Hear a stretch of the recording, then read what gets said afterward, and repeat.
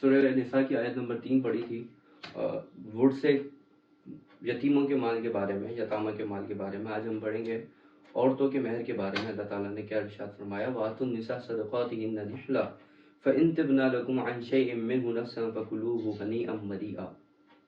اور عورتوں کو ان کے مہر خوشی سے ادا کرو، ہاں اگر وہ اپنی خوشی سے ان میں سے کچھ تم کو چھوڑ دیں تو اسے مزے سے کھا لو۔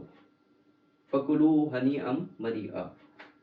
صدقاتِهِنَّ مانے عورتوں کے مہر، مہر کو کہتے ہیں جو نکاح میں لایا جاتا ہے عورت کو، تو اس کی ایک رقم بنتی ہے، اس کو دی جاتی ہے۔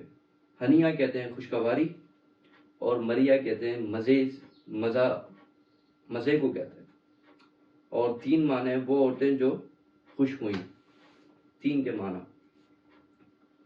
مہر وہ مال ہے جو عقد نکاح کے وقت بیوی کا حق بنتا ہے اور شوہر کی طرف سے ذمہ داری ہے، ذمہ ہے کہ وہ بیوی کو ادا کرے گا۔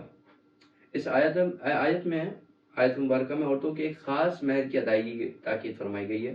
مہر کی بھی کچھ اقسام ہیں حق مہر کی، اور دوسری بات یہ ہے کہ حق مہر کبھی معاف نہیں ہوتا، کیونکہ یہ اس کا مہر جو ہے فوری ادا کرنا ضروری ہے، لازم ہے، اور یہ شوہر کی طرف سے ایک تحفہ احترام کی نسبت سے دیا جاتا ہے کہ آپس میں ایک خوشگوار و تعلق۔ اب وہ جب مہر دے دیا تو پھر وہ اس کی زوجہ کی مرضی ہے کہ وہ اس کو کس طرح سے خرچ کرے، وہ شوہر کی ذمہ داری نہیں ہے۔ پھر اسلام نے عورت کو جو مہر کی ملکیت دی ہے، اس کے اندر کچھ اقسام ہیں مہر کو ادا کرتے وقت۔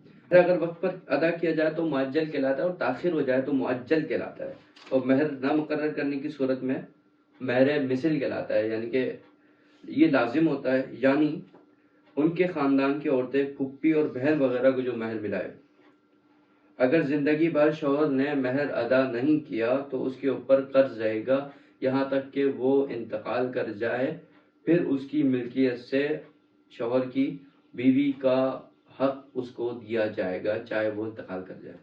اتنی تاکید فرمائی گئی ہے اس آیت مبارکہ میں۔